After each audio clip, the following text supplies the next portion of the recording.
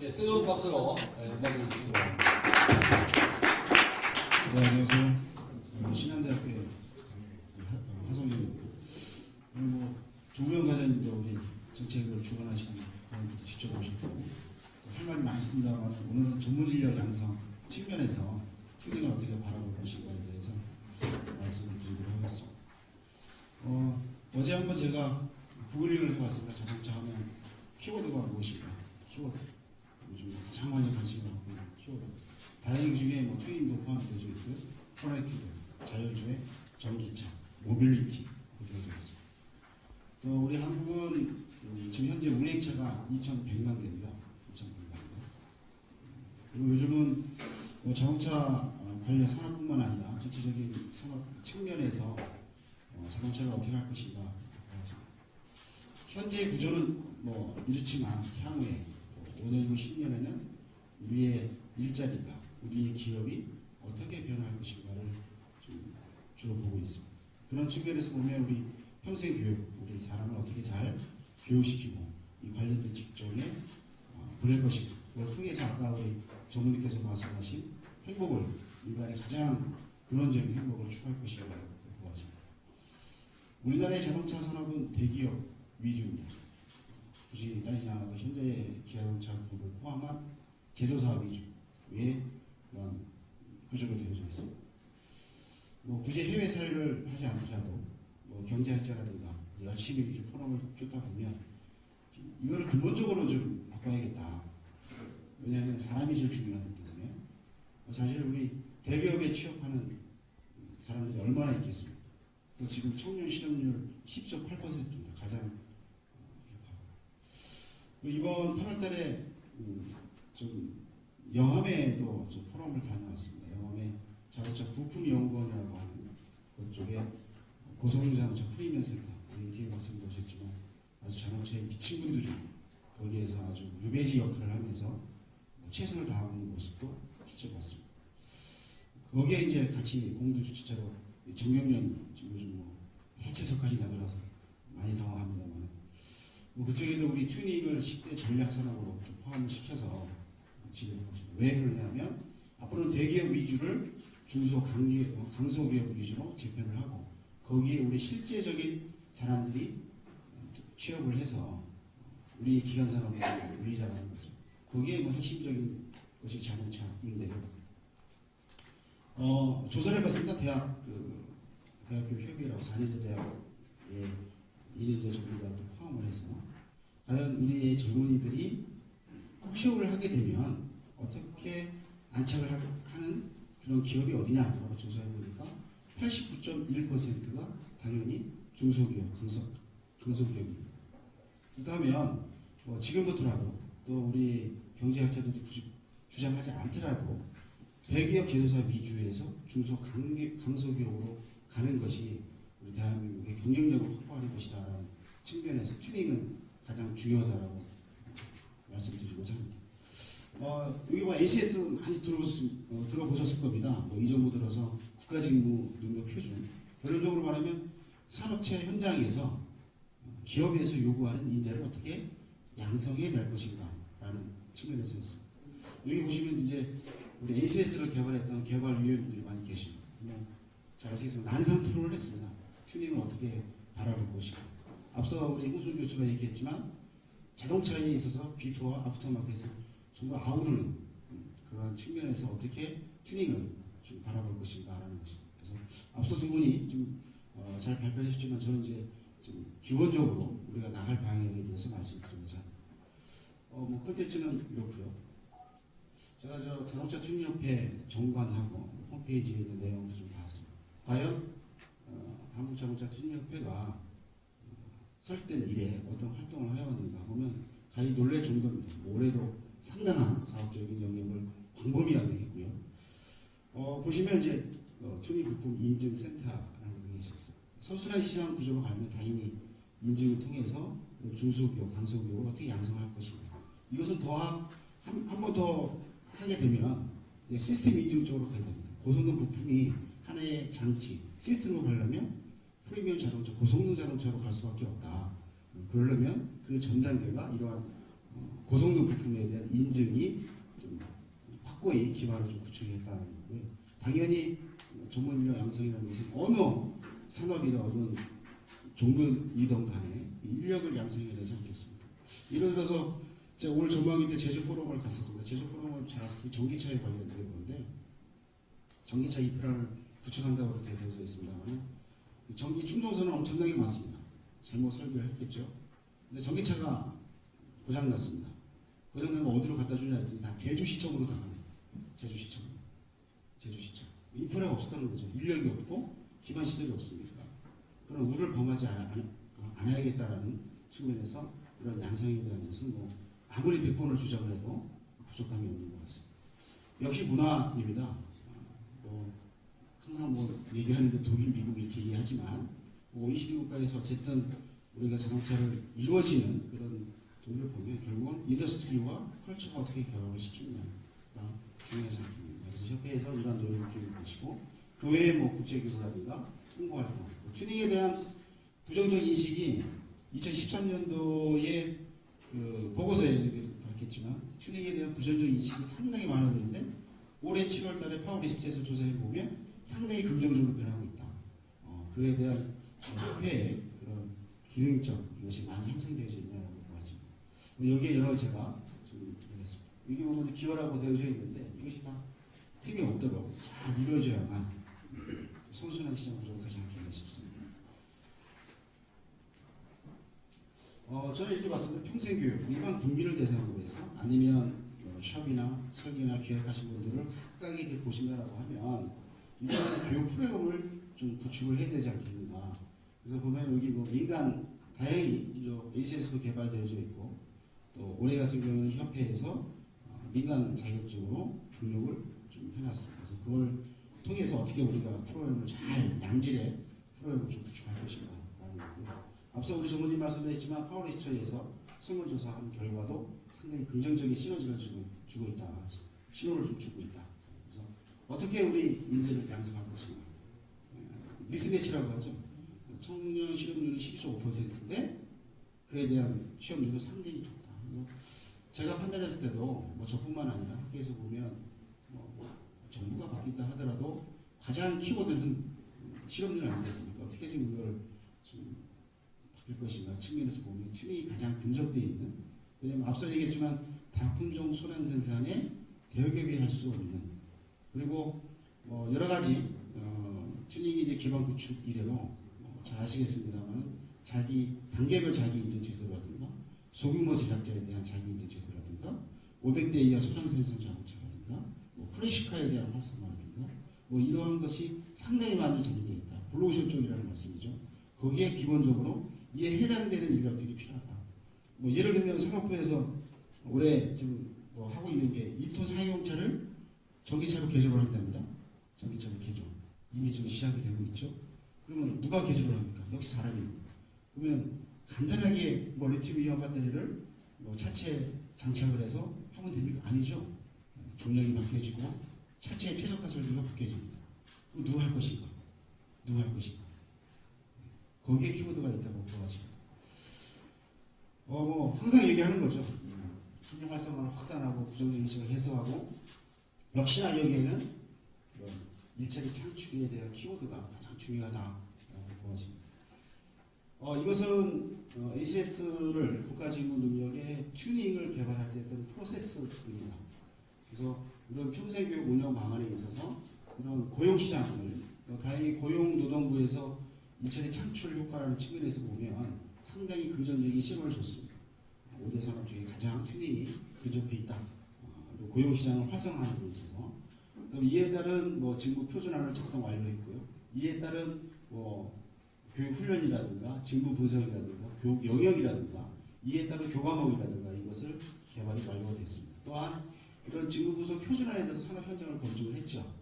춘업이나 빌드업이나 또 해서 다 마찬가지입니다만은 특히 우리 특장차라고 하습니다. 캠피카라고 하는 빌드업 튜닝에 대해서는 상당히 좀 긍정적인 신호가 있습니다. 14년대 독일을 좀 우리 관계실장하고 방문할 때도 한국의 시장에 있어서 좀 가장 발전 가능성이 있는 분야가 무엇이냐라고 측면에서 봤을 때는 튜닝을 중심으로 한 빌드업 튜닝을 중심으로 하는 특수고추차가 상당히 좀 근 시일 내에 활성화를 시킬 수 있는 그런 방안이다라고 되어 있어요. 그래서 이걸 통해서 끊임없이 직무 담당자하고 소통을 했었고요. 그래서 그의 결과에 따라서 이런 방안의 지역 평가에 대한 또 튜닝 설계에 대한 직무 능력 표준안을 개발했고 샵을 중심으로 하는 아프터마켓에 대한 직무 표준안도 제시를 했고 이에 따른 활용 방안도 제시를 하였습니다. 제가 왜 NCS를 자꾸 말씀을 드리냐면 어떻게 보면 이제 제가 NCS를 개발도 해보고 검토도 해보고 전체적인 한 890개의 여종의 산업 현장에 대한 NCS가 있습니다. 근데 그래서 가히 키포인트는 아까 말씀드린 대로 산업 현장에 계신 분들이 어떤 니즈에 해당되는 인력들을 양성할 것인가 키포인트거든요. 근데 거기에 이제 부정적으로 이제 말씀하신 분도 일부 계십니다. 근데 부정적으로 말씀드리면 그거를 개발했던 사람이 문제이지 제도는 큰 문제는 아니었다라고 좀 보아집니다. 보시는 바와 같이 이러한 기초자료 수집, 전문가 구성, 표준안 작성, 검증을 통해서 실시를 했습니다. 앞서 파워 리서치에서 조사를 하는 결과는 뭐냐면 튜닝업 종사자가 못합니다. 44%가 교육을 할 때 교육을 받고 싶다. 누가 국민들이 또 일반 샵에 계신 분들이 보면 주말과 주중에 혼합 방식으로 한번 교육을 받고 싶다라는 조사 결과가 나왔고요. 자, 그럼 교육 과정 개설 시에 어떻게 하겠느냐? 수강 의향에 대해서는 76.4%가 수강을 받겠다라고 되어 있습니다. 그래서 이와 관련된 좀 포럼을 통해서 향후에 이러한 교육 개발이 좀 필요하지 않겠냐라고 보아집니다. 자, 이제 수요 측면에서도 자동차 수요가 좀 충분하지 않겠냐라고 보아집니다. 운행차 2100만 대 시대에 맞는 국민들이 다 이제 차는 4인 기종을 했다. 한 대 이상 갖고 있지 않습니까?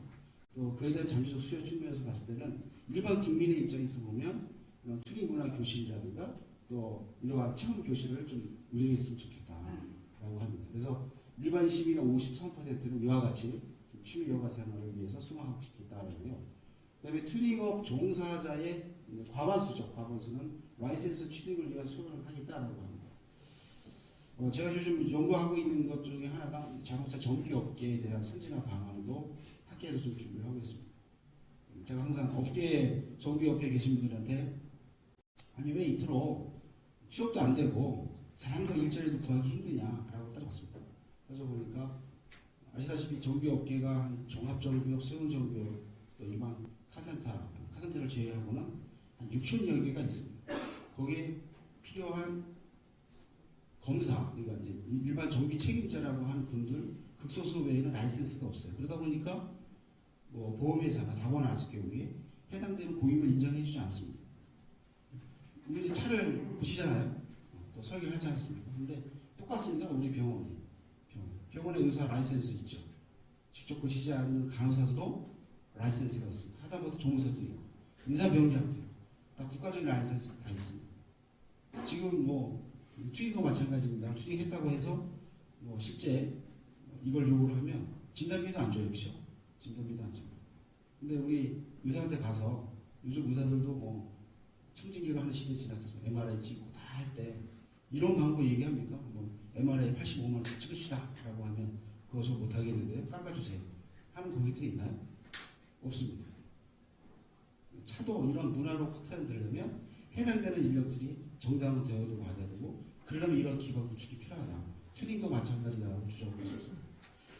또 보시는 바와 같이 또 부품 제조사는 고성능 부품이라든가 일반적인 부품을 하는 또 전문 샵들도 이러한 산업 현장 중심의 교육기관을 소화해서 45.5%가 이와 관련된 수강을 좀 받고 싶다라고 합니다. 3년 전에 비해서는 상당히 3배 이상 부정적 인식이 긍정적 인식으로 좀 바뀌고 있다. 맞아. 얼마 전에 우연찮게 종표를 봤습니다. 종표. 그러니까 자동차 요즘 저도 자동차를 전공하니까 종편에 요즘 자동차에 관련된 많은 분들이 나오십니다. 그중에 이제 전문가분들이 기자분, 교수분 쭉 나오고 알만한 분들이 다 나오십니다. 실제로 그분들이 튜닝에 대해서 행동으로 옮기신 적은 없습니다. 말로만 하신 분들, 다 비판했던 분들, 비난했던 분들이죠. 근데 놀랍게도 튜닝협회에서 국토부에서 했던 그런 기반 구축부터 했던 그걸 그대로 읊더라고요. 아마 작가가 준 것 같습니다. 작가 그만큼 변화가 되고 있구나라는 것을 느끼고 싶습니다. 그래서 앞으로도 더 중요한 그런 프로세스가 있지 않나 싶습니다. 그래서 좀 민간 이런 라이센스 쪽에 일단 국가 기술 자격증에서 좀 전에 좀 민간에서 어떻게 수요와 공급을 청소할 수 있느냐라는 중간 지대적인 역할에서 보면 라이센스의 민간 자격증이 좀 도입이 필요하고 이거에 따른 세부적인 계획이 필요하다라고 보아집니다. 그런 측면에서 봤을 때는 먼저 자동차 튜닝 지도사라고 하는 전체적인 매니지먼트를 좀 위주로 하는 분들 위주로 해서 이런 지도사가 필요하지 않겠나. 뭐 운영은 우리 협회의 원격 평생 교육원을 통해서 직영으로 좀 운영을 하고 이러한 교육은 원격 교육과 이런 라이센스 특강 오프라인의 교육을 실시하는 것이 어떻겠는가.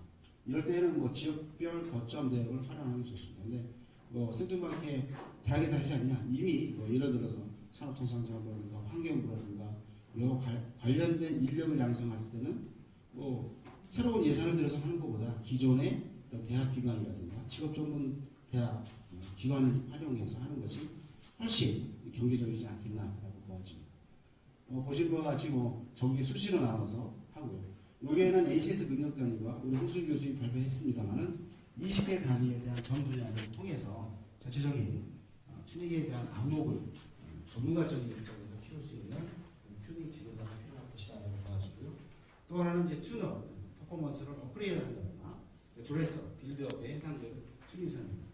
이거는 이제 협회에 튜닝 아카데미를 좀 활용해서 이것도 마찬가지 지역 거점 대학이라든가 지역에 우리 일반적인 국민이나 시합에 계신 분이나 전문가들이 쉽게 좀 다다를 수 있는 그런 대학을 활용하고 이거는 마찬가지로 원격 교육과 또 지역 아카데미에서 이런 실기 교육을 담당하는 어떻게 된다고 하십니다. 이것은 또 ACS 기업은 12개, 10개 능력 단위로 편성을 해서 한다라고 하면 교육사 수요에 니즈에 안 맞는 교육으로 발전될 것으로 보고 있습니다.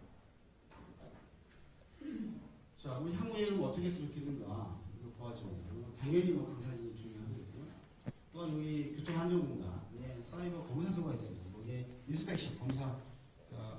보시면 자동차 관리법에 전에 이제 구조 변경을 자동차 튜닝이라고 이렇게 변경했지 않습니까? 그에 따라서 이런 인스펙션 대행자를 통해서 등록 시에 필수 라이센스로 좀 추진하는 방안이 있겠고요. 협회 회원사라든가 또 이 기업의 채용 시에 우대 자격 취득자를 추진을 하고 또 전국의 4년제 대학이나 전문대학 중심으로 해서 특성화 대학 지정을 하고 또 라이센스를 취득하면 학점 인증을 하는 것이 그래서 보시면 민간 등록을 우리 교육부에 있는 직업능력 개발원에 등록한 걸로 알고 있습니다. 그래서 같이 연계되지 될 수 있도록 충분히 가능하다고 보여집니다. 또한 여기 보면 자동차 관리법 시행규칙에 자동차 정비 시설 및 자격 기준이 있습니다. 거기에 자동차 튜닝 지도사를 좀 제도화 추진하는 것이 좀 적정하게 진행되는 것이 어떻게 되는가고 보아지고요. 또 자동차 관리법 시행규칙 제62조가 있습니다. 여기에는 자동차 사용자의 정비의 범위, 작업법의 범위가 있습니다. 사실 앞서 그 자동차 정비원에 NCS가 그 튜닝이 포함되어 있는데 그것은 협회가 튜닝이라고 하는 것이 지금 기획할 때 애초부터 하는 것이 아니라 긴급하게 튜닝이 포함되어 있기 때문에 그렇습니다. 그래서 이거를 최소한 소분류 이상 NCS를 좀 상향을 시켜서 아까 말씀드린 기획 설계, 장착, 시험 평가, 인스펙션이 이루어질 수 있는 그런 구조로 카테고리로 하는 것이 좋겠다고 보아집니다. 그러면 결국 설계와 기획을 자동차 정비에 포함돼서는 안 되거든요.